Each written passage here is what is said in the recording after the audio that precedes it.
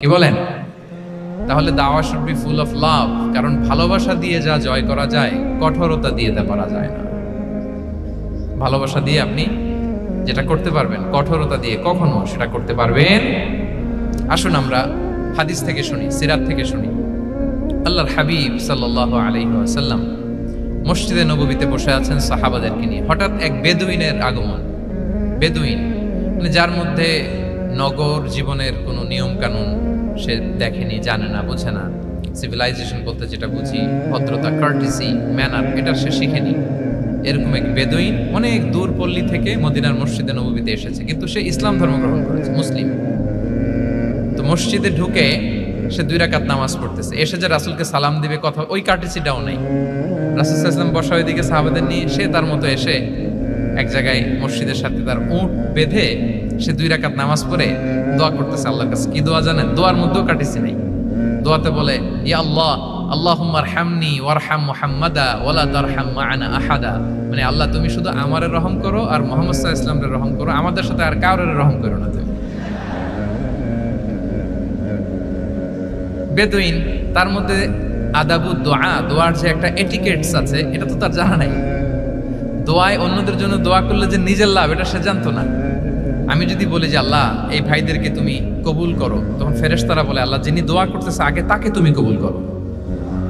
কেউ অসুস্থ, আমি যদি বলি আল্লাহ আমার এই ভাইকে তুমি সুস্থ করো, আল্লাহর ফেরেশতারা বলে আল্লাহ যিনি দোয়া করলেন আগে তার রোগ বালাই থাকলে আগে তাকে সুস্থ করো।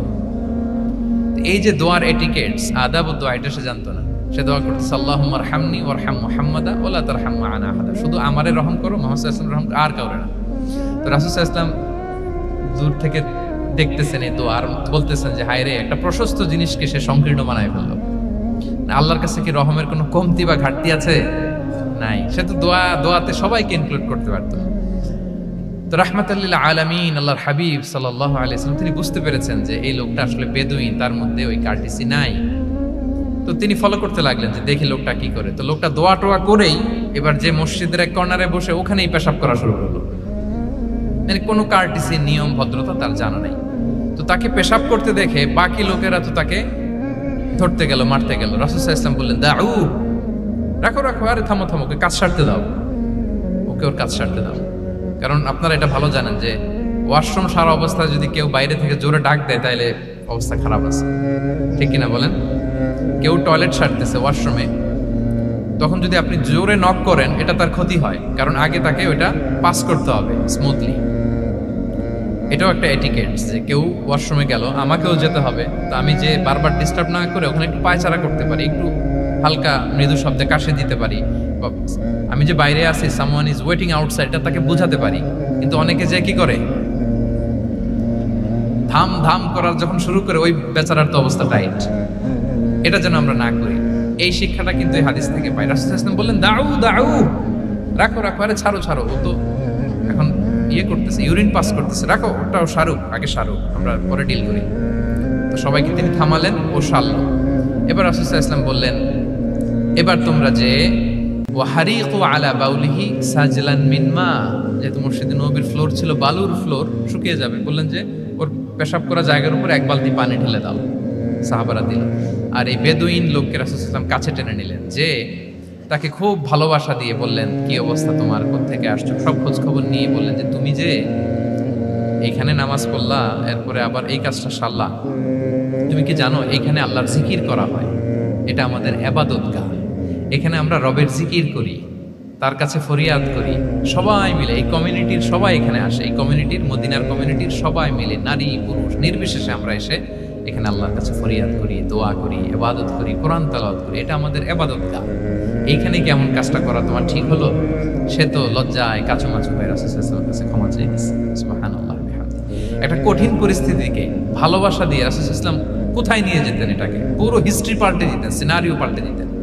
সাহাবারা অবাক হলো, তারাও শিখলো যে না, এরকম করা যাবে না। তখন তাকে এইভাবে ডিল করলেন। আর সাহাবারা যারা রাগারাগি করেছিল, সাহাবীদেরকে রাসূল সাল্লাল্লাহু আলাইহি ওয়াসাল্লাম বললেন, ফাইন্নামা বুইসতুম মুয়াসসিরিন ওয়া লাম তুবআসু মুআসসিরিন, মনে রাখো তোমরা সহজপন্থী হয়ে প্রেরিত হয়েছো, তোমরা কঠিন কট্টরপন্থী হয়ে, জটিলপন্থী হয়ে প্রেরিত হও নাই। তোমরা কোনো কাজকে জটিল ভাবে সমাধানের দিকে যেও না, সহজ করে সলভ করো। সুবহানাল্লাহ, সুবহানাল্লাহ। তাহলে দেখেন ভালোবাসা দিয়ে রাসূল সাল্লাল্লাহু আলাইহি ওয়াসাল্লাম ওই বেদুইনকে যেভাবে আদব শিক্ষা দিলেন, তার হৃদয় জয় করলেন, কঠোরতা দিয়ে পারা যেত? বলেন তো পারা যেত? পারা যেত না। তো 6 নাম্বার দাওয়া মেথোডোলজি হচ্ছে দাওয়া should be full of love, full of love, full of well wishes. আপনি শুভকামনা, ভালোবাসা, এটা দিয়ে আপনি মানুষের হৃদয়ে যতটুকু জায়গা পাবেন, কঠোরতা দিয়ে পাবেন না। আরেকটা ছোট্ট উদাহরণ দিই। সুমামা ইবনে উসাল রাদিয়াল্লাহু তাআলা আনহু, উনি ইয়ামামার অধিপতি ছিলেন, অধিপতি। রাসূল সাল্লাল্লাহু আলাইহি ওয়াসাল্লামকে হত্যা করতে এসেছিলেন গোপনে। কি করতে? হত্যা করতে। কি করতে বলেন সবাই? হত্যা করার জন্য এসেছিলেন। কিন্তু দুর্ভাগ্যক্রমে হত্যা করতে এসে সে ধরা পড়ে গেছে সাহাবীদের হাতে, হত্যা করতে পারে নাই সুমামা ইবনে উসাল। তো সাহাবীরা তাকে ধরে মসজিদে নববীর পিলারের সাথে বেঁধে রাখলো, বেঁধে রাসূল সাল্লাল্লাহু আলাইহি ওয়াসাল্লামকে ডাকলো। তারা বলল যে ইয়া রাসূলুল্লাহ, দেখেন ইয়ামামা থেকে আসছে সুমামা ইবনে উসাল, আপনাকে হত্যা করবার জন্য তাকে আমরা ধরে ফেলেছি, আমরা বেঁধে রেখেছি। রাসূল সাল্লাল্লাহু আলাইহি ওয়াসাল্লাম তার কাছে যেয়ে তার খোঁজ খবর নিলেন প্রথম দিন, এবং তার সামনে যথারীতি তাওহীদ এবং রিসালার দাওয়াত দিলেন।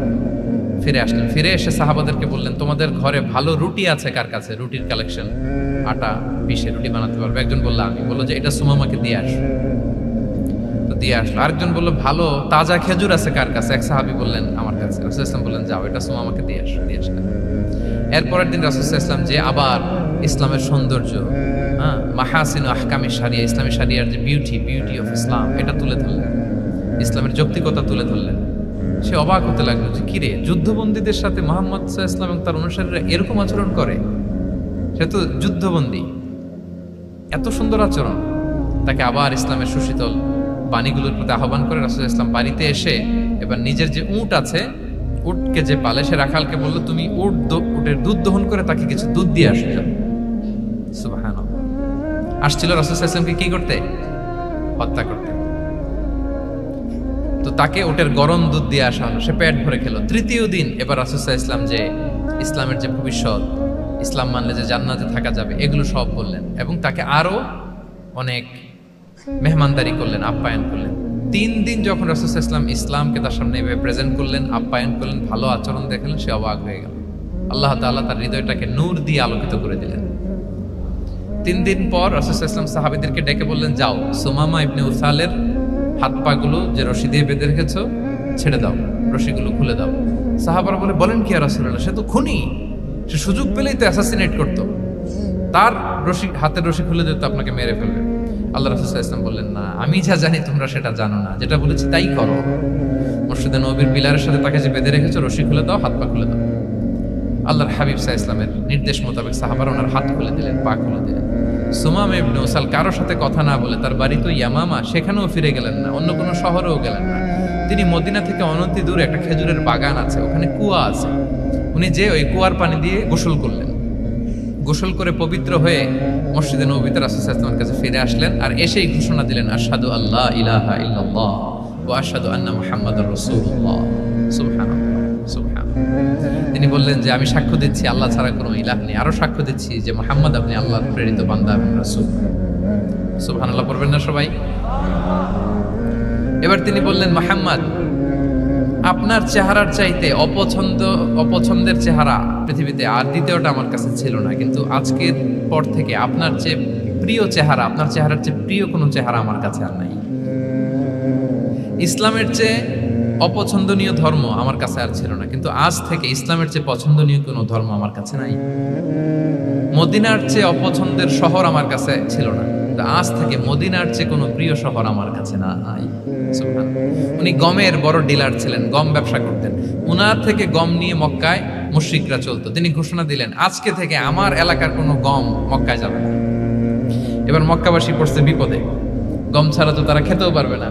তারা আল্লাহর হাবিব সাল্লাল্লাহু আলাইহি ওয়াসাল্লামের কাছে চিঠি লিখে পাঠালেন যে, মুহাম্মদ, তোমার এই যে নতুন অনুসারী, সে যদি গম না দেয় আমাদের তো অবস্থা খারাপ, তুমি দয়া করে এই গমের সাপ্লাই আবার যাতে সে চালু করে তুমি একটু বলে দাও। আল্লাহর হাবিব সাল্লাল্লাহু আলাইহি ওয়াসাল্লাম আবার সুমামা ইবনে উসালকে বলে দিলেন, আবার সে সাপ্লাই চালু করল।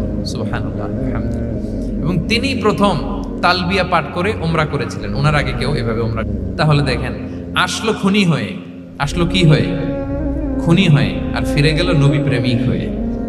সুবহানাল্লাহ। এটা কিভাবে সম্ভব হয়েছে? রাসূল সাল্লাল্লাহু আলাইহি ওয়াসাল্লামের উদারতা, ভালোবাসা, ঠিক কিনা বলেন? তাহলে আপনি যদি দাওয়ার কথা বলেন আমাকে, দাওয়া should be full of love, কারণ ভালোবাসা দিয়ে যা জয় করা যায়, কঠোরতা দিয়ে সেটা পারা যায় না। কয়টা গেল? 6টা। আর রইল কয়টা? 4টা। আগ্রহ আছে তো না শোনার? আচ্ছা, 7 নাম্বার হচ্ছে, 7 নাম্বার, রাসূল সাল্লাল্লাহু আলাইহি ওয়াসাল্লাম যদি কাউকে কারেকশন করতে চাইতেন, কখনো তাকে অপমান করতেন না, অন্যের সামনে তার নাম নিতেন না, নাম না নিয়ে তাকে শুধরে দিতেন। এটা দাওয়ার আরেকটা মেথডোলজি। কেউ কোনো ভুল কাজ করলে তার নাম ধরে অন্যের সামনে লজ্জিত করতেন না। আমরা কিন্তু অনেক সময় করি না, অন্যের সামনে মানুষকে কারেক্ট করি, এটা ঠিক না। The way he use to correct others, আপনি যদি সিরাতের দিকে তাকান সুবহানাল্লাহ, কিভাবে উনি অন্যকে কারেকশন দিতেন, নাম উল্লেখ করতেন। আমরা এটা অনেক ভুল করি। আমি এই জন্য খুব দুঃখিত এবং লজ্জিত। আমাদের দাওয়া অঙ্গনে আপনি ইউটিউব খুললে দেখবেন যে অনেক দায়ীরা, এক দায়ী আরেক দায়ীকে তুচ্ছ-তাচ্ছিল্য করছে, তার নাম নিয়ে তাকে ছোট করা, তাকে খারিজ করা, তাকে নাকচ করা, সে জাহান্নামী, সে কাফের, সব ইসলামের ঠিকাদারি উনি একা নিজে নিয়ে বসে আছে, আর বাকি যা আছে সব খারিজ। এইটা রাসূল সাল্লাল্লাহু আলাইহি ওয়াসাল্লামের দাওয়ার সাথে যায় না। বরং কেউ যদি কোনো ভুল কিছু বলে, ভুল করে, আপনি যদি মনে করেন যে না তার এটা ভুল, আমারটা সঠিক, তো আপনার নিয়ম হচ্ছে আপনি সঠিকটা প্রচার করা। তাহলে কেউ যদি ভুল করে থাকে তারও টনেক নড়বে, বাকিরাও সঠিকটা জেনে যাবে। এটা হচ্ছে রাসূল সাল্লাল্লাহু আলাইহি ওয়াসাল্লামের দাওয়া মেথডোলজি। তিনি কখনো কারো নাম ধরে অন্যের সামনে, মানুষের সামনে তাকে লজ্জা দিতেন না, তাকে কারেক্ট করতে যেতেন। এটা ছিল রাসূল সাল্লাল্লাহু আলাইহি ওয়াসাল্লামের বৈশিষ্ট্য। আসুন আমরা সিরাত থেকে দেখি, হাদিস থেকে দেখি। আল্লাহর হাবিব সাল্লাল্লাহু আলাইহি ওয়াসাল্লাম উনি রাতে দিনে কি কি আমল করতেন, গোপন আমল, এগুলো জানার জন্য 3 জন সাহাবী রাসূল সাল্লাল্লাহু আলাইহি ওয়াসাল্লামের স্ত্রীদের কাছে গেলেন। যে জিজ্ঞেস করলেন যে আপনারা আমাদেরকে বলুন যে রাসূল সাল্লাল্লাহু আলাইহি ওয়াসাল্লাম রাতে কি আমল করে, দুপুরে কি আমল করে, বিকেলে কি আমল করে। তো আমাদের আম্মা জানেরা, রাসূল সাল্লাল্লাহু আলাইহি ওয়াসাল্লামের প্রিয়তমা স্ত্রীরা বললেন যে উনি রাতে এরকম তাহাজ্জুদ, দুপুরবেলা এরকম তেলাওয়াত, এই সময় নফল নামাজ, এই সময় এটা এটা এটা করে। আল্লাহর হাবিব সাল্লাল্লাহু আলাইহি ওয়াসাল্লামের পুরো আমলের ফিরিস্তি যখন শোনানো হলো, কাআন্নাহুম তাকাল্লুহা, তাদের কাছে এটা একটা কম মনে হলো পরিমাণে, তারা ভাবছিল হয়তো আরো বেশি করে। তখন তাদের একজন বলল, আরে আইনা নাহনু মিন রাসূলিল্লাহ, কই রাসূল সাল্লাল্লাহু আলাইহি ওয়াসাল্লাম, কই আমরা। রাসূল সাল্লাল্লাহু আলাইহি ওয়াসাল্লামের ব্যাপারে আল্লাহ বলেছেন, কদ গুফিরা লাহু মা তাকাদ্দামা মিন যামবিহি ওয়া মা তাআখার, রাসূল সাল্লাল্লাহু আলাইহি ওয়াসাল্লামের আগের পরের সব গুনাহ মাফ। আদতে তো ওনার কোনো গুনাহই নাই, তারপরও একটা স্পেশাল স্ট্যাটাস হচ্ছে আপনার আগের পরের সব গুনাহ মাফ। তো তারা বলল, যেই মহান ব্যক্তির, যেই নবীর আগের পরের সব গুনাহ মাফ বলে ঘোষণা দেওয়া হয়েছে, তার সাথে তো আমাদের তুলনা করলে হবে না, আমাদের তো বেশি আমল করতে হবে। রাসূল সাল্লাল্লাহু আলাইহি ওয়াসাল্লাম হয়তো এই জন্য এই স্ট্যান্ডার্ড মেনটেন করেন না, এরকম করলে তো আমরা মাফ পাবো না আল্লাহর কাছে। ভালো চিন্তা থেকেই তারা ভাবছেন যে না, আমাদের আমল আসলে কম হয়ে যাচ্ছে, বাড়াইতে হবে। রাসূল সাল্লাল্লাহু আলাইহি ওয়াসাল্লামের কথা ভিন্ন, আমাদের বাড়াইতে হবে। তো কি করতে হবে? একজন বলল, আজকে থেকে আমি সারা রাত নফল নামাজ পড়বো, সারা রাত ঘুমাবো না। নিয়ত করে ফেলছে আমি সারা রাত নফল নামাজ, এশার পর থেকে যে নফল শুরু হবে ফজর পর্যন্ত, ঘুমটুম নাই, আছে গেল। আরেকজন বলল, আমি সারা বছর রোজা রাখবো, কালকে থেকে যে রোজা ধরবো আর ভাঙবো না, সারা বছর। আরেকজন বলল, আমার কয়েকজন স্ত্রী আছে, আমি আর স্ত্রীদের কাছে যাব না, আমি এখন থেকে সন্ন্যাসী, বৈরাগী জীবন যাপন করব, আমি আর কোনো নারীর কাছে যাচ্ছি না। এই ঘোষণা যখন তারা দিয়ে ফেলছে, এটা রাসূল সাল্লাল্লাহু আলাইহি ওয়াসাল্লামের কান পর্যন্ত যেয়ে পৌঁছালো। আল্লাহর হাবিব সাল্লাল্লাহু আলাইহি ওয়াসাল্লাম এটা শুনে ফেললেন। শুনে রাসূল সাল্লাল্লাহু আলাইহি ওয়াসাল্লাম এটা অপছন্দ করলেন, কারণ এটা তো রাইট ট্র্যাক না, ওনারা ভুল করতেছে। তো একটা ভরা মজলিসে রাসূল সাল্লাল্লাহু আলাইহি ওয়াসাল্লাম বললেন, আনতুমুল্লাযীনা কুলতুম কাযা ওয়া কাযা, শুনলাম তোমাদের মধ্যে কে কে নাকি এমন এমন বলছো। সুবহানাল্লাহ। তিনি বলতে পারে, এই আব্দুল্লাহ দাঁড়াও, এই আব্দুর রহমান স্ট্যান্ড আপ, এই দাঁড়াও, তুমি নাকি এটা বলছো, তুমি এটা বললে তো ওনারা লজ্জা পেতেন না, সবার সামনে লজ্জা পেতেন। উনি এটা না করে কাজ হাসিল হয়ে যাচ্ছে, বললেন আনতুমুল্লাযীনা কুলতুম কাযা ওয়া কাযা। অনেক বর্ণনা এরকম পাওয়া যায়, মা বালু আকওয়ামিন ইয়াফআলুনা কাযা ওয়া কাযা, মা বালু আকওয়ামিন ইয়াকুলুনা কাযা ওয়া কাযা। তাদের কি হলো, তারা এমন এমন বলে, তাদের হলোটা কি, তারা এমন এমন বলে। এইভাবে তিনি শুধরে দিতেন। তো বললেন, তোমাদের মধ্যে কেউ কেউ নাকি এটা বলে, এটা বলে, এই ওই 3 জনের তো টনক নড়ে গেছে, আর বাকিরা শুনতেছে। তখন রাসূল সাল্লাল্লাহু আলাইহি ওয়াসাল্লাম বললেন, না, এটা ঠিক নয়, আমি তোমাদের মধ্য থেকে সবচেয়ে বেশি মুত্তাকি, সবচেয়ে বেশি বুজুর্গ। ওয়াল্লাহি ইন্নী লা আখশাকুম লিল্লাহি ওয়া আতকাকুম লাহু, আমি তোমাদের মধ্যে থেকে আল্লাহকে সবচেয়ে বেশি ভয় পাই। বলেন তো, রাসূল সাল্লাল্লাহু আলাইহি ওয়াসাল্লামের চেয়ে বেশি আল্লাহকে ভয় পাওয়া কারো পক্ষে সম্ভব? আল্লাহর হাবিব সাল্লাল্লাহু আলাইহি ওয়াসাল্লামের চেয়ে বেশি মুত্তাকি হওয়া কারো পক্ষে সম্ভব? আমার নবীর চাইতে শ্রেষ্ঠ হওয়া সম্ভব? তার যে স্ট্যান্ডার্ড ইবাদতের, এটারে ছাড়াই যাওয়া সম্ভব? সম্ভব না। তো তিনি বললেন যে আমি রাত্রিবেলা ঘুমাই এশার পরে, আবার শেষ রাতে তাহাজ্জুদও করি। ঘুমও আছে, নামাজও আছে, ব্যালেন্স। আমি সোম বৃহস্পতিতে রোজা রাখি, সপ্তাহের বাকি দিনগুলোতে খাই। আবার আমার অনেক 9 জন স্ত্রী তো অ্যাট এ টাইমে ছিল, আমি স্ত্রীদের সাথে মেলামেশাও করি। তো আমি এগুলো সব ঠিক রেখে আল্লাহর সবচেয়ে প্রিয় মুত্তাকি হইতে সমস্যা হলো না। তোমাদের এত সমস্যা কোথায়? তোমাদের সমস্যা কোথায়? আমার চেয়ে শ্রেষ্ঠ যদি কেউ কিছু করতে চাও, এটা হবে না। আমি হচ্ছি স্ট্যান্ডার্ড। সুবহানাল্লাহ। দেখেন, এইভাবে যখন বললেন, ঠিক করে দিলেন যে তোমরা কে কে জানি এরকম নিয়ত করছো, এটা ভুল করেছো, বরং শুদ্ধ হবে এটা। ওই 3 জনের টনক নড়ে গেছে, তারা শুধরে নিয়েছেন, আর বাকিরা সঠিক মেসেজটা, সঠিক নির্দেশনাটা জেনে গেল। তাহলে ওনাদেরকে কারেকশন করা হয়ে গেছে না অলরেডি? বলেন তো, ওনারা যে ভুল করছে কারেকশন হয়েছে কিনা? কিন্তু তাদেরকে অপমান করা হয়েছে। এই ভুলটা আমরা অনেক সময় করি। অন্যের সামনে কখন নিজের ছেলেকে, নিজের স্ত্রীকে, বন্ধুকে বা যাকে, হঠাৎ হাসির রোল পড়লো কেন এখানে? কিছু কমন পড়ে গেছে নাকি কথা নিজের জীবনের সাথে? অন্যের সামনে এইভাবে আমরা যেন কারেক্ট না করি। কাউকে সংশোধন করতে চাইলে আল্লাহর হাবিব সাল্লাল্লাহু আলাইহি সাল্লামের দেখানো পথেই যেন আমরা সংশোধন করি। এটা হচ্ছে এই হাদিসের 1 নম্বর শিক্ষা। আরেকটা শিক্ষা হচ্ছে ব্যালেন্স লাইফস্টাইল, ব্যালেন্স অ্যাপ্রোচ আমরা জানলাম। অনেকে মনে করে, আমার পরিচিত কয়েকজন লোক আছে, আমি বলছি তারা থামাইছে কিনা জানি না, আমার কাছে এসে শোনাইতেছে, হুজুর আমি সারা বছর রোজা রাখি। তাই আমি বলছি, আপনারা বলছে কি সারা বছর রোজা রাখতে? সারা বছর তো রোজা রাখা নিষেধ, এটাকে সমে বিসাল বলে, এটা নিষেধ। বরং সবচেয়ে বেশি যদি কেউ রাখতে চায়, রাসূল সাল্লাল্লাহু আলাইহি ওয়াসাল্লাম বলছে, তাহলে সমুল্লাহি দাউদ, সিয়ামু দাউদ, দাউদ আলাইহিস সালামের রোজা। এর চেয়ে বেশি না। একদিন রাখবা, আরেকদিন ভাঙবা, একদিন রাখবা, আজকে রোজা রাখলে কালকে খাবেন, কালকে রাখবেন, এরপরের দিন রাখবেন, এরপরের দিন ভাঙবেন। এর চেয়ে বেশি রাখা যায় না। লাগাতার রোজা রাখা নিষেধ। লাগাতার 6 মাস, 5 মাস, সারা বছর অনেকে রোজা রাখে, এটা না জানার কারণে। তাহলে এই যে ইসলামের যে ব্যালেন্স লাইফস্টাইল, এটা আমরা জানলাম। কাউকে কিভাবে শুধরে দিতে হবে, কারেক্ট করতে হবে, কারেকশনের ওয়ে, এটা আমরা জানলাম। আরেকটা হচ্ছে ইসলাম যে the combination of material and spiritual life, এইটার একটা তথ্য আমরা জানলাম যে আপনার এই দুনিয়াও লাগবে, আপনার আখিরাতও লাগবে। আপনি সব ছেড়ে দিয়ে শুধু আল্লাহর রাস্তায় চলে গেলে ওইটা ইসলাম শিখায় নাই। ইসলাম যে আমাদেরকে ফরিয়াদ শিখায়, প্রার্থনা শিখায়, রব্বানা আতিনা ফিদ দুনিয়া হাসানা ওয়া ফিল আখিরাতি হাসানা ওয়া কিনা আযাবান নার। হে আল্লাহ, আপনি দুনিয়াতেও হাসানা দেন, আখিরাতেও হাসানা দেন। আগে চাইছি কোনটা, আখিরাত না দুনিয়া? সবাই বলেন তো, রব্বানা আতিনা ফিল আখিরাতি হাসানা ওয়া ফিদ দুনিয়া হাসানা, এরকম নাকি রব্বানা ফিদ দুনিয়া হাসানা? দেখেন, দুনিয়াটা আগে, দুনিয়াটা আগে। সো ব্যালেন্স, এই ভারসাম্য রাখাটা, আমি আলোচনা শুরুই তো করেছি ওয়াসাতিয়া, মানে ভারসাম্যপূর্ণ। ইসলামের নেচারটা হচ্ছে ব্যালেন্সড অ্যাপ্রোচ। এটা আমরা এই হাদিস থেকে শিখতে পারি। আমাদের অনেকেরই এটাতে ঘাটতি আছে, অনেক জ্ঞানী, অনেক স্কলার, অনেক তার কিছু, কিন্তু তার মধ্যে ভারসাম্য এবং পরিমিতি বোধ নাই। পরিমিতি বোধ, ভারসাম্য, ব্যালেন্স লাইফস্টাইল, এটা অনেকে অ্যাডপ্ট করতে পারে না। এটা বছরের পর বছর সাধনা করতে হয়, অ্যাডপ্ট করে নিতে হয় নিজের সাথে। তাহলে 7 নাম্বার হচ্ছে, কাউকে শুধরে দিতে চাইলে আপনি কিভাবে শুধরে দিবেন, এটা আমরা জানলাম। তাকে সবার সামনে লজ্জা দিয়ে শুধরে দেওয়া যাবে? তাহলে কৌশলে তাকে শুধরে দিতে হবে। পারা যাবে তো ইনশাআল্লাহ? কয়টা গেল? 8 নাম্বার। 8 নাম্বার হচ্ছে, এটা দায়ীদের জন্য অনেক বড় রিমাইন্ডার। সেটা হচ্ছে, আমরা যে দাওয়া দেই, এটা খেয়াল রাখতে হবে। আমি যা বলি ওটা সবার আগে অ্যাপ্লাই করতে হবে নিজের মধ্যে। আমরা অনেক সময় এটা করে ফেলি যে ভালো একটা হাদিস শুনলে, কোরআনের আয়াত শুনলে, একটা কিছু শুনলে মনে করি যে এগুলো এই সবার জন্য, মানে এটা বাদ, এখান থেকে শুরু, লাইনটা এখান থেকে শুরু, এইখান থেকে যারা আছে এই সবাই এগুলো পালন করবে, আমি এটার বাইরে। দেখবেন যার সাথেই কথা বলেন তার কোনো সমস্যা, তার দোষ, তার কিভাবে সেলফ ডেভেলপমেন্ট, আত্মোন্নয়ন, আত্মশুদ্ধি, শুদ্ধাচার, এগুলো নিয়ে কথা নাই। খালি বলি যে কি সমস্যা রে ভাই সমাজে, জানেন শেষ হয়ে গেল দেশটা। তারপর রাজনীতিতে সমস্যা, সমাজে সমস্যা, হুজুরদের মধ্যে সমস্যা, ওদের মধ্যে সমস্যা, শুধু সমস্যা, মানে উনি সব জায়গায় সমস্যা দেখতে পায়।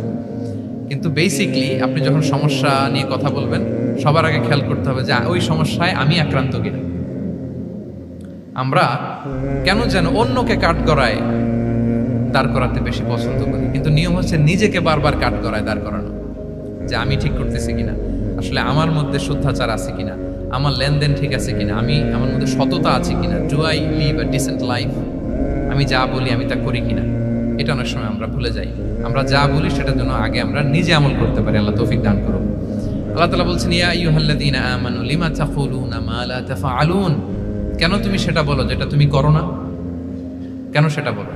সো আমরা যদি দাওয়া কাজ করতে চাই, আমি যে দাওয়াটা দিব বা নাসিহাত দিব বা বার্তাটা রাখবো, সবার আগে যেন এটা নিজের দিকে, ওই তীর যেন নিজের দিকে থাকে, যে না এটা আগে তোমার জন্য, আগে তুমি পালন করো, পাশাপাশি এটা সবার জন্য, এটা যেন আমরা করি। আল্লাহর হাবিব সাল্লাল্লাহু আলাইহি ইসলামের জীবনে যদি আমরা দেখি তাহলে দেখবো উনি যা বলতেন ওটা নিজে আগে বেশি করতেন। আল্লাহু আকবার। উনি ইবাদতের কথা বলতেন, আল্লাহর সামনে নিজেকে সঁপে দেওয়ার কথা বলতেন।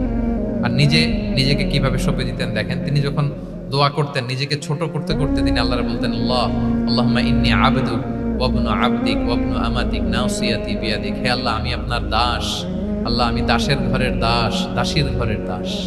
মানে আমার পিতা আব্দুল্লাহ আপনার দাস, আমার মা আমিনা আপনার দাসী, সো আমরা সবাই আপনার গোলামের ঘরের গোলাম। এর চেয়ে তুচ্ছ, ছোট, নগণ্য করে কি আর আল্লাহর সামনে নিজেকে পেশ করা যায় বলেন? এরপর তিনি বলতেন নাসিয়াতি বিয়াদিক, আল্লাহ আমার মাথার চুলের ঝুঁটি আপনার হাতের মুঠোয়। মাথার চুলের ঝুঁটি হাতের মুঠোয় মানে কি? আপনি ডানে টান দিলে আমি ডানে যেতে বাধ্য, আপনি বাঁয়ে টান দিলে মানে আমার আর কিছু নেই, আল্লাহ সব সঁপে দিলাম আপনার কাছে। কিভাবে নিজেকে তিনি সঁপে দিতেন? তাহাজ্জুদের সালাতে যখন রাতে দাঁড়াতেন, আম্মা জান আয়েশা রাদিয়াল্লাহু তাআলা আনহা বলেন, দাঁড়িয়ে থাকতে থাকতে পা দুইটা ফুলে যেত এরকম, হাত্তা তাতাফাত্তারা কদামা।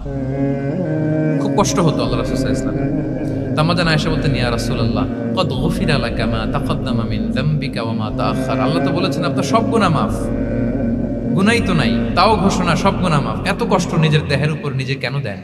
আল্লাহর হাবিব সাল্লাল্লাহু আলাইহি ওয়াসাল্লাম বলতেন, আফালা উহিব্বু আন আকুনা আবদান শাকুরা। হে আয়েশা, এটা ঠিক আল্লাহ আমাকে মর্যাদা দিয়েছেন, কিন্তু আমি কি শুকরগুজার বান্দা হতে চাইবো না? আল্লাহর নেয়ামতে যে আমি ভেসে বেড়াই, আল্লাহর নেয়ামতে যে আমি বেঁচে আছি, আল্লাহর অনুগ্রহের কারণে যে আমার এত সম্মান, সে আল্লাহর প্রতি আমি কি নিজেকে পেশ করবো না? আফালা উহিব্বু আন আকুনা আবদান শাকুরা। আমি কি শুকরগুজার হব না? আমার রোলটা তো আমাকে প্লে করতে হবে, আমাকে তো উজাড় করে আমার রবের সামনে আমাকে উপস্থাপন করতে হবে। দেখেন, শুধু বলতেন না, করে দেখাতেন। রাতের সালাতে যখন কিয়ামুল লাইল করতেন, কাঁদতে কাঁদতে দাড়ি ভিজে যেত, কাঁদতে কাঁদতে হাত্তা বাল্লাল আরদা হাত্তা বাল্লা লিহিয়াতাহু হাত্তা বাল্লা হাজরাহু, কাঁদতে কাঁদতে জুব্বা ভিজে যেত। সিজদায় পড়ে যখন থাকতেন কাঁদতে কাঁদতে জমিন ভিজিয়ে ফেলতেন আল্লাহর হাবিব সাল্লাল্লাহু আলাইহি ওয়াসাল্লাম। এভাবে নিজেকে আল্লাহ তাআলার সামনে পেশ করতেন।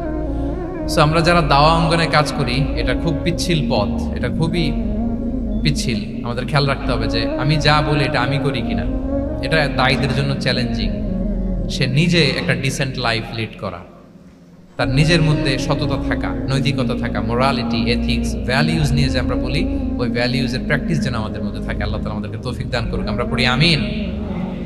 9 নম্বরে হচ্ছে কনসিডারেট হওয়া। রাসূল সাল্লাল্লাহু আলাইহি ওয়াসাল্লাম খুবই কনসিডারেট ছিলেন, এটা খুব গুরুত্বপূর্ণ, খেয়াল করে শুনুন। কনসিডারেট মানে খুব উচ্চ বিবেকবোধ সম্পন্ন ব্যক্তিত্ব, খুব বিবেকবোধ সম্পন্ন। আমাদের অনেকের মধ্যে এটা, আমাদের অনেকের সেন্স কাজ করে না। আল্লাহর হাবিব সাল্লাল্লাহু আলাইহি ওয়াসাল্লাম he was a man of 6 senses. 6টা সেন্স ওনার কাজ করতো। সুবহানাল্লাহ।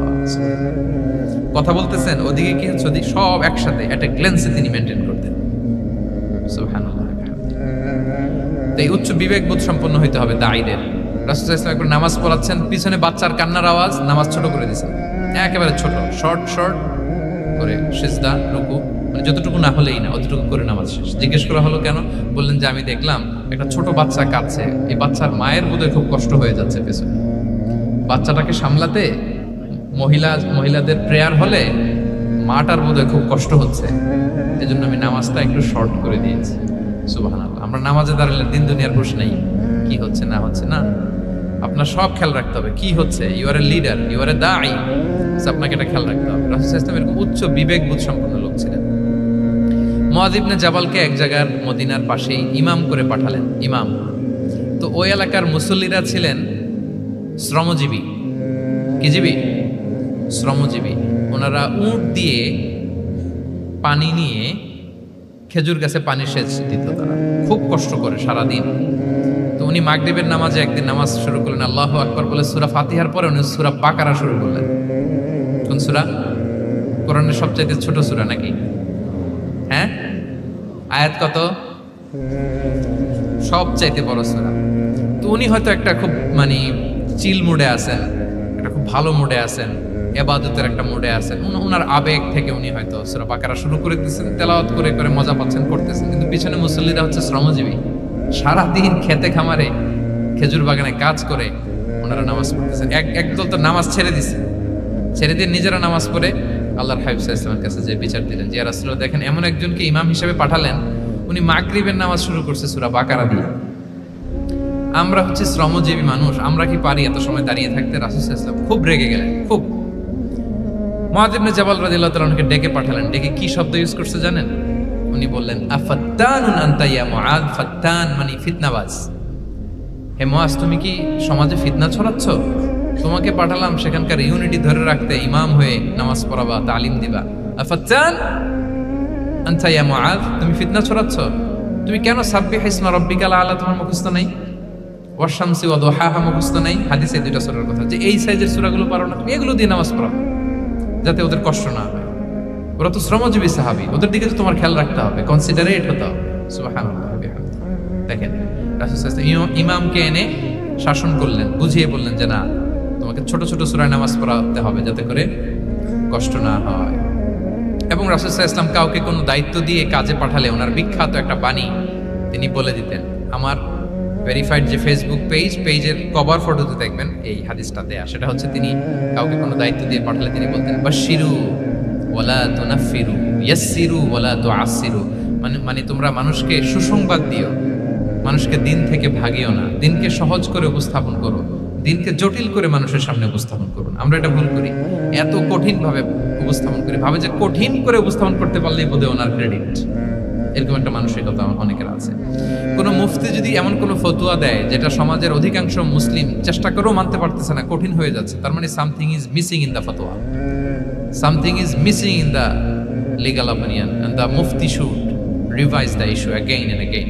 তাকে আরো মুফতিদের সাথে রিভাইজ করতে হবে, আরো কিভাবে জীবন ঘনিষ্ঠ করে মাসালাটা দেয়া যায় তাকে এটা ভাবতে হবে। কারণ আল্লাহ দিনের মধ্যে জটিলতা রাখেননি, কাঠিন্যতা রাখেননি। আমরা দিনকে কঠিনভাবে মানুষের কাছে উপস্থাপন করি, মানুষকে ভয় দেখাই, আমরা হতাশ করি, দিন থেকে ভাগাই। রাসূল সাল্লাল্লাহু আলাইহি ওয়াসাল্লাম বলেছেন, খবরদার দিন থেকে ভাগিও না, সহজ করে মানুষের কাছে উপস্থাপন করো, দিনকে জটিল করে মানুষের কাছে উপস্থাপন করবে না। তো তাহলে কনসিডারেট ছিলেন রাসূল সাল্লাল্লাহু আলাইহি ওয়াসাল্লাম, খুব উচ্চ বিবেক বোধ সম্পন্ন ব্যক্তি ছিলেন। একবার মাগরিবের সালাতে অথবা এশার সালাতে হাদিসে এসেছে যে ইহদা সালাতাইল ইশা মানে মাগরিব অথবা এশায় হাসান হুসাইন রাদিয়াল্লাহু তাআলা আনহুকে নিয়ে তিনি নামাজে গেলেন। নামাজের এক পর্যায়ে সেজদারত অবস্থায় ওনার নাতি হাসান রাদিয়াল্লাহু তাআলা আনহু ওনার কাঁধের উপরে চেপে বসলেন, দীর্ঘ সেজদা দিলেন। এরপর যখন নামাজ শেষ করলেন, সাহাবারা বললেন, ইয়া রাসূলুল্লাহ, এত লম্বা সেজদা দিতে তো কখনো দেখি নাই, নামাজে কি অসুস্থ হয়ে গেলেন নাকি? অথবা নামাজ চলা অবস্থায় কি কোরআনের আয়াত নাজিল হলো নাকি? রাসূল সাল্লাল্লাহু আলাইহি ওয়াসাল্লাম বললেন, কুল্লু যালিকা লাম ইয়াকুন, একটাও না, বরং ওয়ালাকিন নাবনি ইতাহালানি, আমার নাতি আমার কাঁধে উঠছিল। ফাকারিহতু আন উআজ্জিলাহু হাত্তা ইয়াকদিয়া হাজাতা, আমি সেজদায় উঠতে গেলেই তো ও যে খেলতেছে এটা ডিস্টার্ব হয়ে যাবে, সো ওর যতক্ষণ না ওর খেলা শেষ না হয় আমি একটু ওয়েট করতেছিলাম। তার খেলাধুলা শেষে তার সময় যখন হয়েছে নেমে গেছে, আমি তখন সেজদা থেকে মাথা উঠিয়েছি। কি কনসিডারেট ছিলেন দেখেন, কি উচ্চ বিবেক বোধ সম্পন্ন, অন্যের যাতে কষ্ট না হয়, অন্যের যে কোনো কনসার্ন, এগুলো সব তিনি খেয়াল রাখতেন। সো দাঈদের এরকম সিক্স সেন্সের অধিকারী হওয়ার চেষ্টা করতে হবে। আল্লাহ তাআলা আমাদেরকে তৌফিক দান করুন। কয়টা গেল? 9টা। আর একটা সর্বশেষ, এটা খুব গুরুত্বপূর্ণ, আপনাদের সাথে খুব রিলেভেন্ট, মনোযোগ দিয়ে শুনুন। সেটা হচ্ছে প্রপার টাইমিং ফর দাওয়া। দাওয়ার জন্য টাইমিংটা খুব গুরুত্বপূর্ণ। প্রপার টাইমে যদি দেন, ওটা ক্লিক করবে, ওটা স্পার্ক করবে। আর যদি সময় মতো না হয়, ওটা কাজ করবে না। প্রপার টাইমে প্রপার দাওয়াটা দিতে হয়, সঠিক সময়ের অপেক্ষা করা, যখন সেই সময়টা আসছে তখন দাওয়া দেওয়া। বুঝতে পেরেছেন না ব্যাপারটা? একটা ছোট্ট উদাহরণ দিই। এক ইহুদি কিশোর রাসূল সাল্লাল্লাহু আলাইহি ওয়াসাল্লামের খেদমত করতো। ইহুদি কিশোর, কোন ধর্মের কিশোর বলেন তো? ইহুদি কিশোর। প্রায় আসতো রাসূল সাল্লাল্লাহু আলাইহি ওয়াসাল্লামের কাছে, আসতো রাসূল সাল্লাল্লাহু আলাইহি ওয়াসাল্লামের সেবা করতো, কিন্তু তাকে কখনো রাসূল সাল্লাল্লাহু আলাইহি ওয়াসাল্লাম দিনের দাওয়াত দেননি। ছেলেটা ইহুদি, কিন্তু তার সামনে কখনো দিনের দাওয়াত তিনি দেন নাই। তো একদিন দেখে যে ওই ছেলে আসে না, লাগাতার এরকম কয়েকদিন যাবত ওই ছেলে আর আসে না। তখন রাসূল সাল্লাল্লাহু আলাইহি ওয়াসাল্লাম খোঁজ নিলেন যে কি হয়েছে। তখন রাসূল সাল্লাল্লাহু আলাইহি ওয়াসাল্লাম শুনতে পেলেন যে ছেলেটা অসুস্থ। ছেলেটা কি অসুস্থ? আল্লাহর হাবিব সাল্লাল্লাহু আলাইহি ওয়াসাল্লাম তার বাসায় গেলেন, যে দেখতেন যে বিছানায় পড়ে আছে ছেলেটা।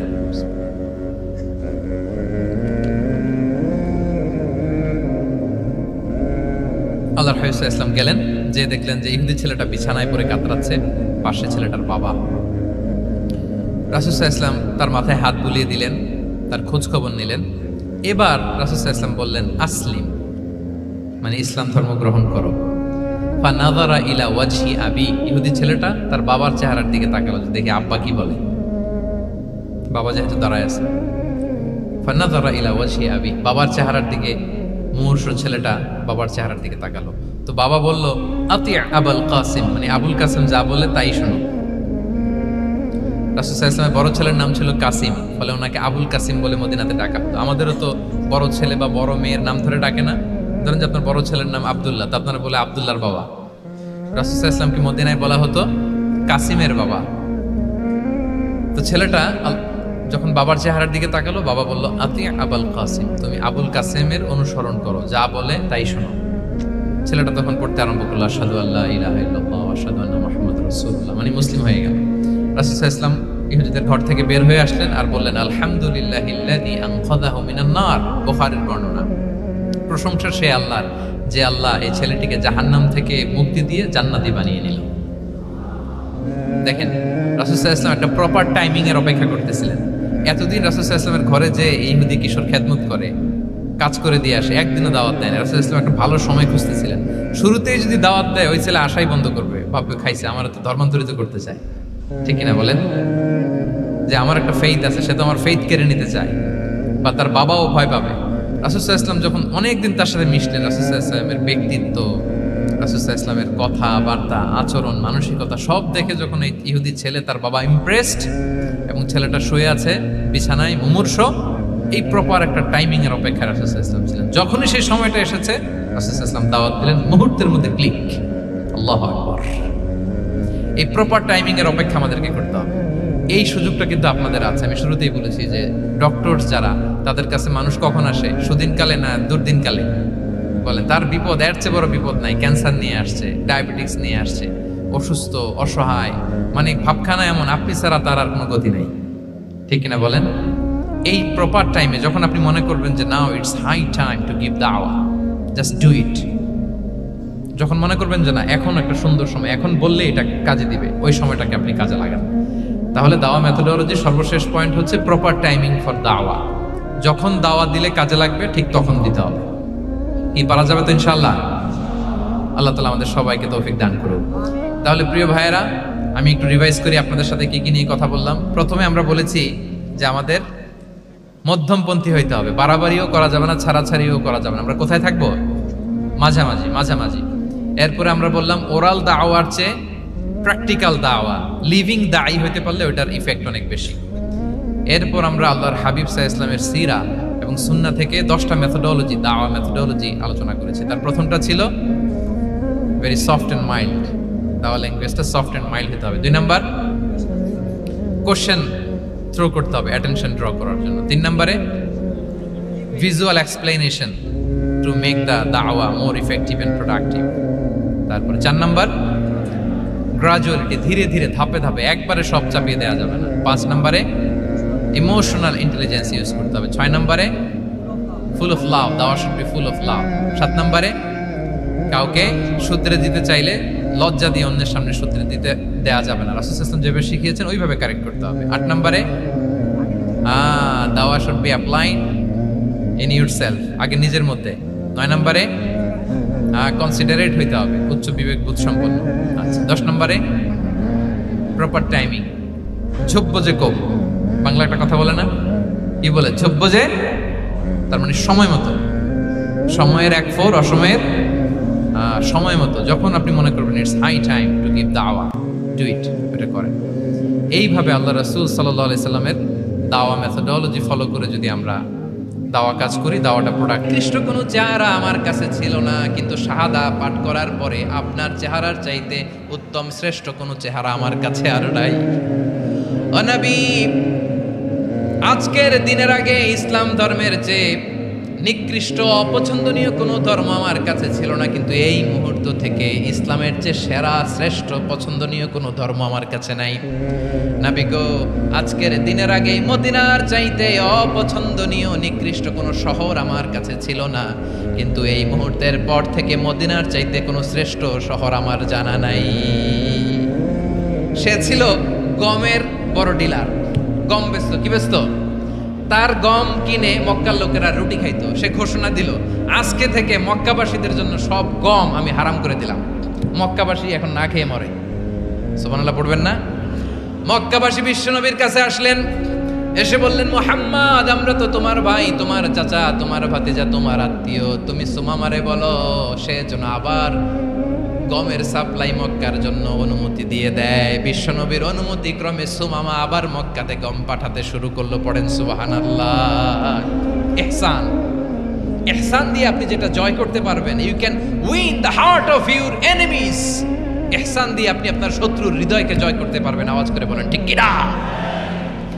এজন্য আল্লাহ বললেন, ওয়া আনফিকু ফি সাবিলিল্লাহি ওয়া লা তুলকু বিআইদিকুম ইলাত তাহলুকা ওয়া আহসিনু ইন্নাল্লাহা ইউহিব্বুল মুহসিনিন। তোমরা আল্লাহর রাস্তায় দান করবে আর নিজেরা নিজেদেরকে ধ্বংসের হাতে ঠেলে দিও না। তোমরা একে অপরের প্রতি ইহসান করবে, কারণ ইহসানকারীদেরকে আল্লাহ বড্ড ভালোবাসেন। সুবহানাল্লাহ পড়েন।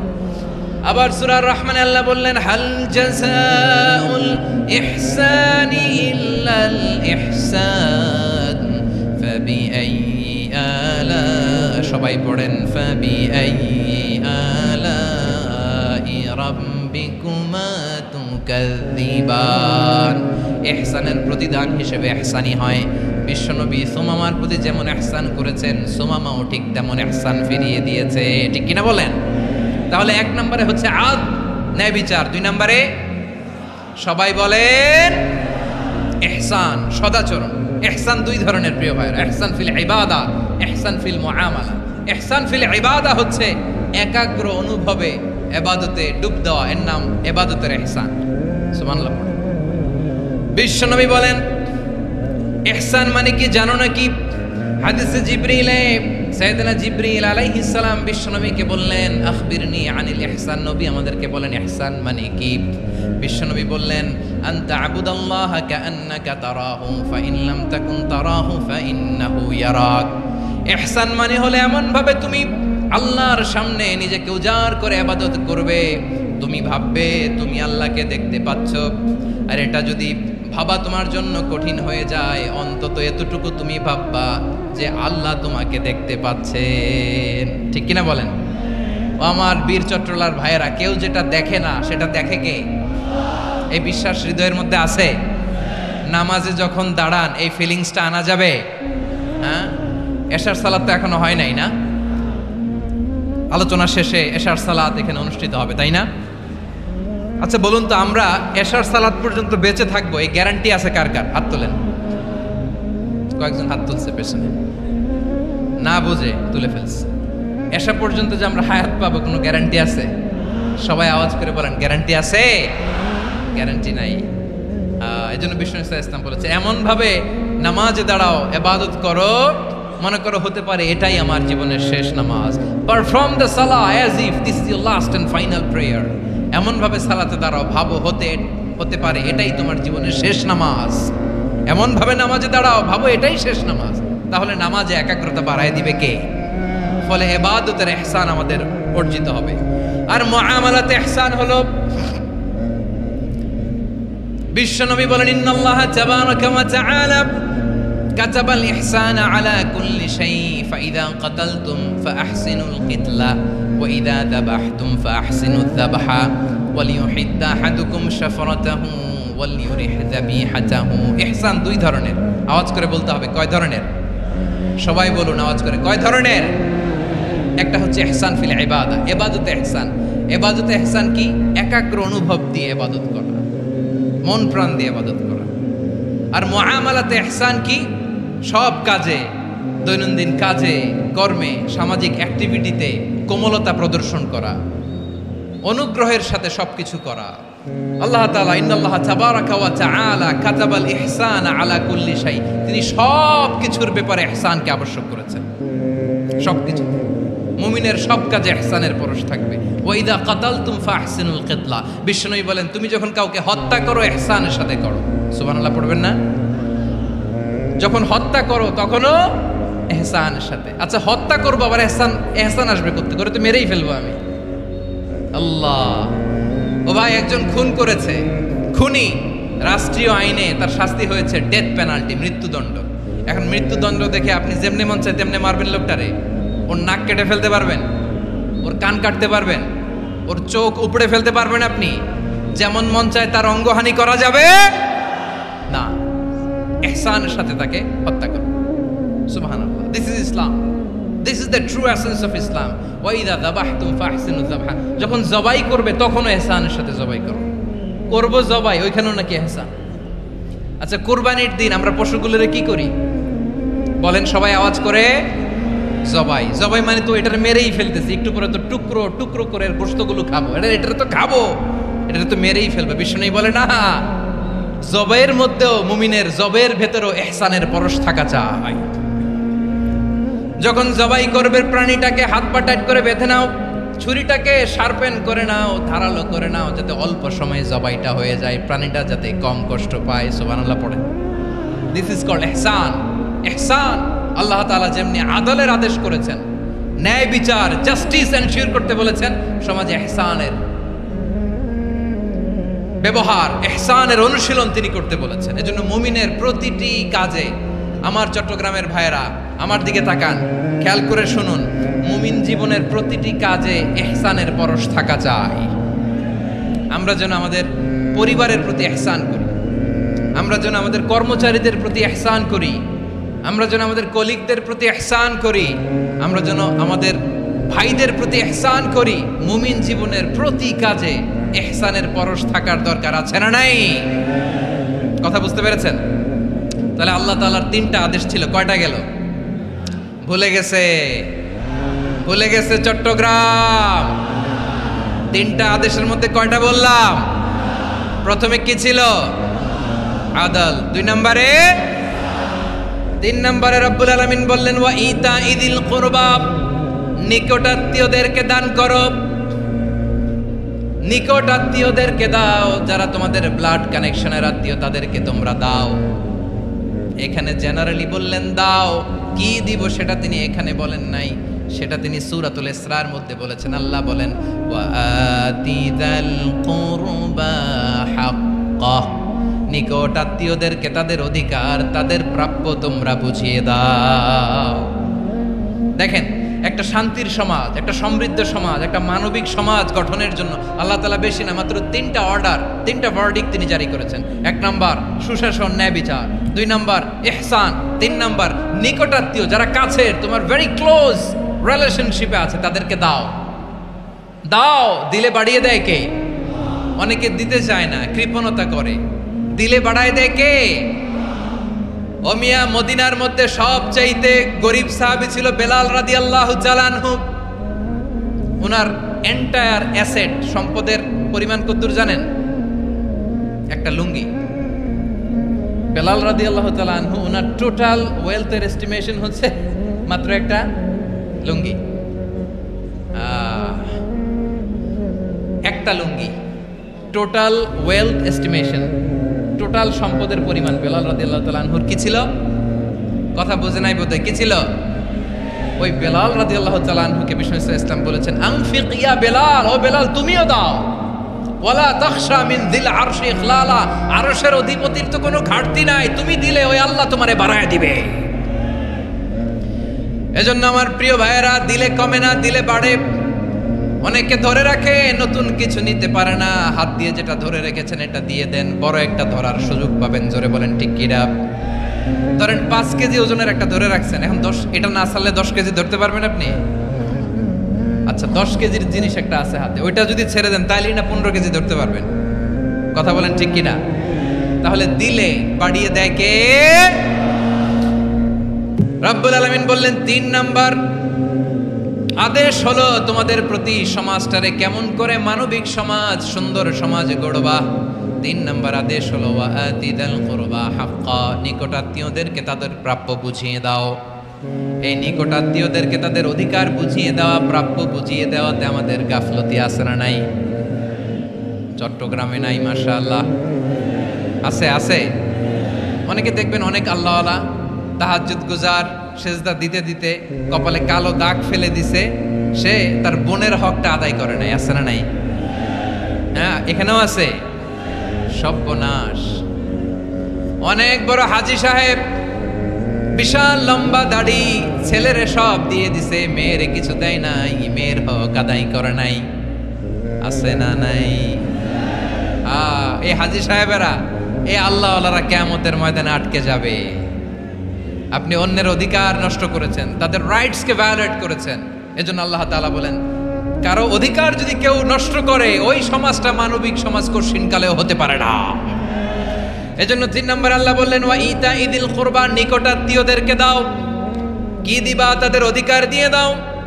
বোনের অধিকার বুঝিয়ে দাও, মেয়ের অধিকার বুঝিয়ে দাও, ফুফুর অধিকার বুঝিয়ে দাও। দেখবেন অনেক মায়েরা ছেলের পাতে মুরগির রান দেয়, মেয়ের পাতে দেয় মুরগির ঠ্যাং। এরকম আছে না নাই? ছেলেরা কি দেয়? মুরগির। মেয়ের পাতে কি দেয়? তো মেয়ের কি মুরগির রান খেতে মনে চায় না? মনে চায় না? এমনটা করা যাবে না। নিকটাত্মীয়দেরকে অধিকার দিয়ে দাও, নিকটাত্মীয়ের সাথে সুসম্পর্ক রাখো। আদেশটা কার? এজন্য প্রিয় ভাইয়েরা, জীবনে যদি বারাকা অর্জন করতে চান, নিকটাত্মীয়দের সাথে সুসম্পর্ক রাখতে হবে, তাদের জন্য উপহার পাঠাতে হবে। বিশ্বনবী বলেন লা ইয়াদখুলুল জান্নাতা কাতে, যে ব্যক্তি আত্মীয়তার সম্পর্ককে ছিন্ন করে দেয়, সে কঠিনকালেও আল্লাহর জান্নাতে ঢুকবে না। আপনি কি এটারে সহজ হাদিস মনে করছেন? এটা সহজ কথা? আপনি ভাবছেন আপনার নামাজ আপনারে বাঁচাতে পারবে, আপনার রোজা বাঁচাতে পারবে, আপনার তাহাজ্জুদ আপনারে বাঁচাতে পারবে? অধিকার নষ্ট করলে কিছুই আপনারে বাঁচাতে পারবে না। এজন্য নিকট আত্মীয়দেরকে দিতে হবে বেশি বেশি। বিশ্বনবী বলেন ইন্না সাদাকাতা আলাল মিসকিনি সাদাকা ওয়া আলা যির রাহিমি ইসনাতান সাদাকাতুন ওয়া সিলা। মিসকিনরে দান করলে শুধু দানের সওয়াব হয়, নিকট আত্মীয়কে দান করলে 2টার সওয়াব হয়। সাদাকার সওয়াব হয়, আবার আত্মীয়তার বন্ধন অটুট রাখার সওয়াব হয়ে যায়। আবার বিশ্বনবী বললেন মান সাররাহু আইয়ুবসাতা লাহু ফি রিজকিহি ওয়া ইউনসা লাহু ফি আসারিহি ফালইয়াসিল রাহিমা। যে ব্যক্তি তার রিজিকের প্রশস্ততা চায় আর হায়াতে বরকত চায়, সে যেন তার আত্মীয়ের সাথে সুসম্পর্ক রাখে। আমার প্রিয় চট্টলার ভাইয়েরা, আমাদের রিজিক বাড়ুক, এটা আমরা চাই কি চাই না? সবাই চান? হ্যাঁ, আমাদের রিজিকে প্রশস্ততা আসুক, চাই কি চাই না? আমাদের হায়াতে বরকত আসুক, আমরা চাই কি চাই না? এই 2টা যদি চান, তাহলে নিকটাত্মীয়দের সাথে সুসম্পর্ক রাখবেন। পারবেন? তাহলে সমাজটারে মানবিক সমাজ বানায় দিবে কে? 3টা আদেশ চলে গেল। কয়টা? আওয়াজ করে বলেন। 1 নম্বরে কি ছিল? 2 নম্বরে, 3 নম্বরে নিকটাত্মীয়দেরকে দান। আপনাদেরকে আরো শোনার আগ্রহ আছে? আপনাদের মনোযোগ আছে না গেছে? কষ্ট হচ্ছে না? মাশাআল্লাহ, মাশাআল্লাহ। তাকবীর পড়ুন, লিল্লাহি তাকবীর।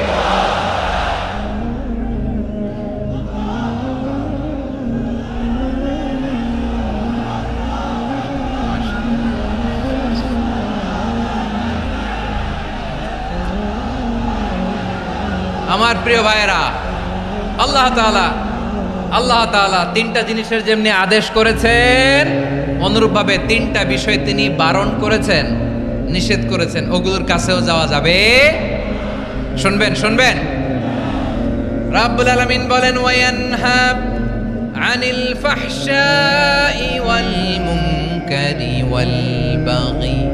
আমি যেমনি 3টি বিষয়ে আদেশ করলাম, অনুরূপভাবে 3টি বিষয়ে বারণ করলাম, নিষেধ করলাম। আমার 1 নাম্বার নিষেধাজ্ঞা হলো অশ্লীলতার প্রতি। ফাহশা, ওয়ায়ানহা আনিল ফাহশা। আল্লাহ তাআলা অশ্লীলতাকে নিষেধ করেছেন। কোন জিনিসকে? সবাই বলুন, কোন জিনিসকে? যত ধরনের, যত টাইপের, যত ক্যাটাগরির অশ্লীলতা হতে পারে, সব অশ্লীলতাকে হারাম করেছেন কে? ফাহশা মানে কি? কথায়, কাজে, আচরণে, কমেন্ট, ফেসবুকের কমেন্টসে যত ধরনের নোংরামো আছে, যত ধরনের অশ্লীলতা আছে, এটাকে আরবিতে বলে ফাহশা। এটাকে কি বলে?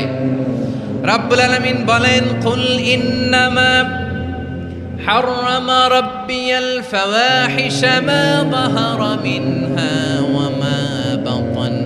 ও নবী, আপনি বলে দেন, আমার রব প্রকাশ্য, অপ্রকাশ্য, স্পষ্ট কিংবা অস্পষ্ট, দৃশ্যমান কিংবা অদৃশ্যমান সব অশ্লীলতাকে হারাম করেছেন। সব ধরনের অশ্লীলতা হারাম, সব ধরনের।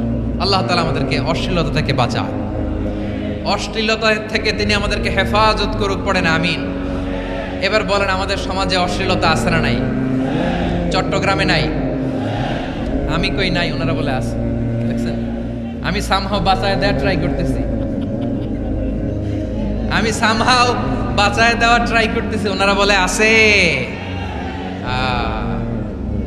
অশ্লীলতা নানা ভাবে, নানা নামে, নানা মোড়কে আমাদের সমাজে আছে না নাই? সংস্কৃতির নামে, ফ্যাশনের নামে, বিনোদনের নামে, উপন্যাসের নামে, কনসার্টের নামে অশ্লীলতা আছে না নাই? আপনি দেখেছেন কনসার্টগুলোর অবস্থা?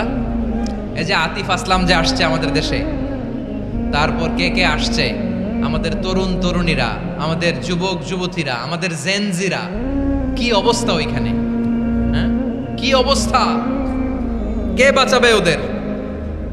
কে রক্ষা করবে ওদের ইমানের, ওদের চরিত্রের হেফাজতের গ্যারান্টি কে দিবে?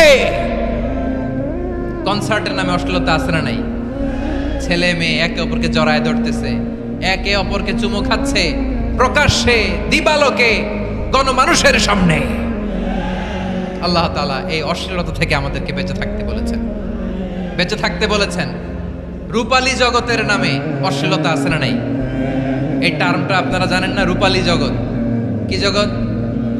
আসলে কি রূপালী জগৎ না অন্ধকার জগৎ?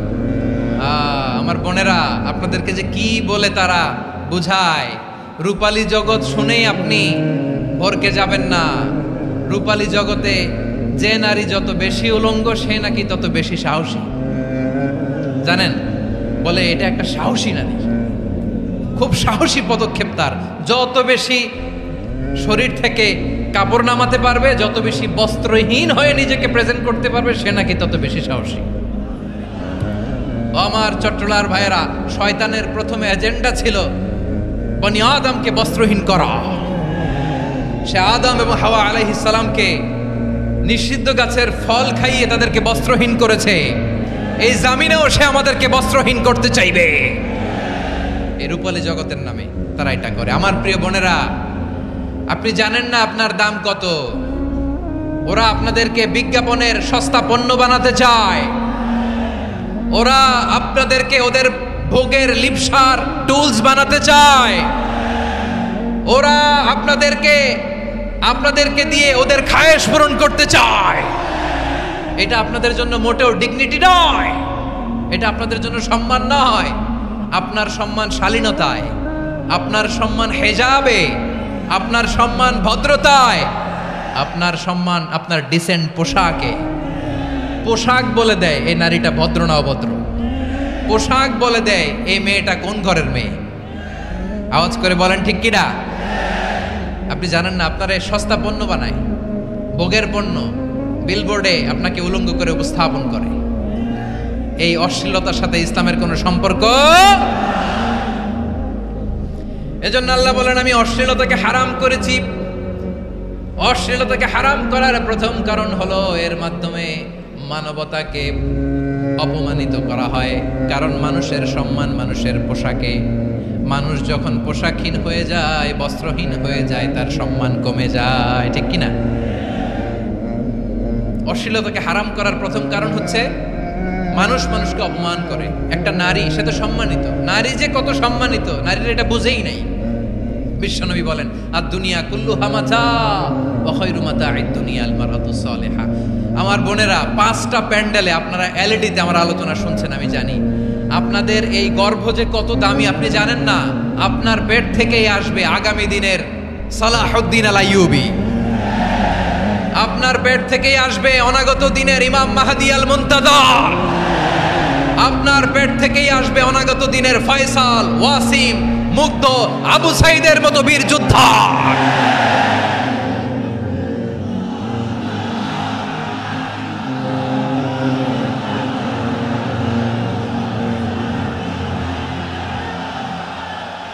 আমার প্রিয় বোনেরা, আমার প্রিয় বোনেরা, বিশ্বনবীর কথার ওজন খেয়াল করেন। আর দুনিয়া কুল্লুহা মাতা ওয়া খায়রু মাতা'আদ দুনিয়াল মারাতুস সালিহা। দুনিয়ার সবকিছুই অ্যাসেট, এর মধ্যে সবচেয়ে দামি অ্যাসেট নেককার নারী। আপনার গর্ভ যে কত দামি আপনি জানেন না। নিজের সময়টাকে কাজে লাগান, কোরআন পড়েন, সুন্নাহ পড়েন। আপনার অনেক দায়িত্ব ঘরে। You are the MD of your family. একটা family it's a very big institution. পরিবার একটা অনেক বড় প্রতিষ্ঠান। and you are the MD of your institution. আপনি এই পরিবারের MD, managing director of your family. এখানে আপনার কত দায়িত্ব। আপনি ছেলেমেয়েদেরকে তারবিয়া করবেন, আপনি আপনার স্বামীর জন্য ঘরটারে জান্নাতের নীর বানাবেন, আপনার জন্য জান্নাতের ডুপ্লেক্স বাড়ি ওইখানে তৈরি করে রাখবে কে? আপনি যে কত দামি আপনি জানেন না। নারীদেরকে আল্লাহ বানিয়েছেন উচ্চতর করে, নিম্নতর নয়। নারীদেরকে ছোট্ট জিনিস দিলে এটারে বড় করে দেয়। নারীদেরকে ভ্রূণ দিলে, শুক্রাণু দিলে নারী এটারে বাচ্চা হিসেবে উপহার দেয়, ঠিক কিনা? বিয়ের মাধ্যমে স্বামী যখন তার শুক্রাণু তার স্ত্রীকে উপহার দেয়, স্ত্রী রিটার্নে কি উপহার দেয়? ফুল ফর্ম বেবি, মানব সন্তান। দেখছেন, আপনি দিলেন একটুক, উনি দিছে বিশাল। আপনি যদি নারীকে বাজার এনে দেন, নারী এটাকে সুস্বাদু খাবারে রূপান্তর করে দেয়। আপনি তাকে একটা মুচকি হাসি দিয়ে দেন, সে তার কলিজা দিয়ে দেয়। কিন্তু যদি আপনি তার মনে কষ্ট দেন, সে আপনার জীবনকে জাহান্নাম বানায়া দেয়। খবর আছে, নারীর মন বুঝতে পারলে নেয়ামত, বুঝতে না পারলে কিয়ামত, ঠিক কিনা বলেন? আমার প্রিয় বোনেরা, আপনি যে কত দামি আপনি জানেন না। জানেন না আপনি কত দামি, অনেক দামি আপনি। আপনাদেরকে যেন ভোগের সস্তা পণ্য বানাতে না পারে, আপনাদেরকে সচেতন থাকতে হবে, সজাগ থাকতে হবে, কনসার্ন থাকতে হবে। শয়তানের ওই হাতছানির দিকে আর নজর দেওয়া যাবে না। তাহলে কেন আল্লাহ তাআলা এই ফাহশা, অশ্লীলতাকে হারাম করলেন? এক নাম্বার, এতে হিউম্যান ডিগনিটি কমে। দুই নাম্বার, এতে মানুষের অধিকার নষ্ট হয়। আপনি বিয়ে করেছেন, এরে পরকিয়া করেন, ওর সাথে এরকম আছে না নাই? স্ত্রীর অধিকার নষ্ট করেছেন। আপনি বিবাহ সম্পর্কে আবদ্ধ হয়েছেন তার সাথে, আপনি পরকিয়া করেন ওই ছেলের সাথে, আপনি আপনার হাজবেন্ডের সাথে বিট্রে করেছেন। এজন্য আল্লাহ অশ্লীলতাকে হারাম করেছেন। অশ্লীলতাকে হারাম করার আরেকটা কারণ হচ্ছে আল্লাহ তাআলা এই হিউম্যান জেনারেশনকে, এটাকে প্রিজার্ভ করতে চায়।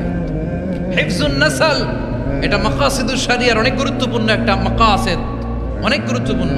আপনার নাসল, আপনার জেনারেশনকে সংরক্ষণ করা। এই যে আসতেছে ফেব্রুয়ারি, কত ফেব্রুয়ারি জানো? এটা কি বিশ্ব ভালোবাসা দিবস? হ্যাঁ, কি দিবস?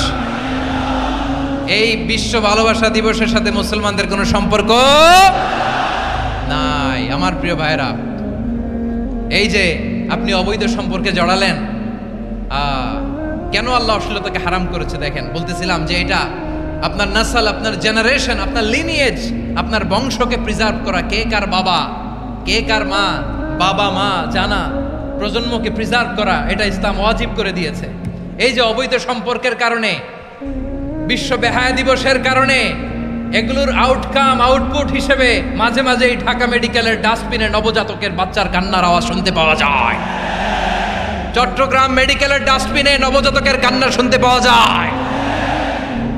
বীর চট্টলার মুসলমানেরা বুঝতে পারলে আওয়াজ করে বলেন, এই যে চট্টগ্রাম মেডিকেলে যে নবজাতকটা পাওয়া গেল, ওর বাবাকে আমাকে বলেন, ওর বাবাকে, ওর মাকে, ও কোন ফ্যামিলির সন্তান কেউ জানে?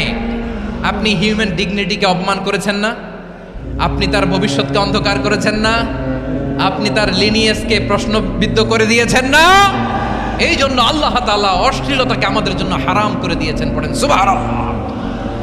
এই জন্য রাব্বুল আলামিন বলেন, কুল ইন্নামা হাররামা রাব্বিয়াল ফাওয়াহিশা মা যাহারা মিনহা ওয়া মা বাতান। প্রকাশ্য অপ্রকাশ্য সব অশ্লীলতাকে হারাম ঘোষণা করে দিয়েছে কে? আবার দুনিয়ার বুকে যারা অশ্লীলতার প্রসার করে তাদের জন্য শাস্তি মজুদ রেখেছে কে? রব্বুল আলামিন বলেন, ইন্নাল্লাযীনা ইউহিব্বুনা আন তাশিআল ফাহিশাতু ফিল্লাযীনা আমানু লাহুম আযাবুন আলীমুন ফিদ দুনিয়া ওয়াল আখিরাতি ওয়াল্লাহু ইয়া'লামু ওয়া আনতুম লা তা'লামুন। নিশ্চয়ই যারা বিশ্বাসীদের মাঝে অশ্লীলতার প্রচার প্রসার করতে চায় তাদের জন্য আমি মর্মন্তুদ শাস্তি প্রস্তুত করে রেখেছি, দুনিয়াতেও রেখেছি, আখিরাতেও রেখেছি। ঘোষণাটা কার? যারাই নাটকের নামে, সিনেমার নামে, রূপালী জগতের নামে, মুভির নামে, ওটিটি প্ল্যাটফর্মের নামে আমার সমাজে অশ্লীলতা ছড়াতে চায় তাদের জন্য কঠিন মর্মন্তুদ শাস্তি মজুদ রেখে দিয়েছে কে? ও আমার বোনেরা, এখনো আপনি জাগবেন না? এখনো আপনার চিন্তার দুয়ারে এখনো নাড়া পড়ে নাই? ওরা আপনাকে উলঙ্গ বানাতে চায়, ওরা আপনাকে আইটেম গার্ল বানাতে চায়। এজন্য ইসলাম অশ্লীলতাকে হারাম করেছে। হারাম। ইসলাম বলেছে যোজন যোজন দূরে থাকো, ওরা বলে না কাছে আসো, কাছে আসার গল্প, ক্লোজ আপ ওয়ান, কাছে আসার গল্প আছে না নাই? চট্টগ্রামে তো এগুলো নাই মাশাআল্লাহ। হ্যাঁ, এখানেও আছে ক্লোজ আপ ওয়ান, কাছে আসার গল্প।